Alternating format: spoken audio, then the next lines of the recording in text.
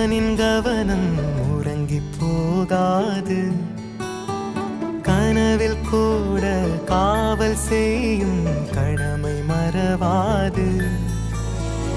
உலகமே இவளென இவன் வாழும் அழகை பாரடா, மகளென வளர்க்கிறான் இவன் உயரம் குறைந்த தாயடா.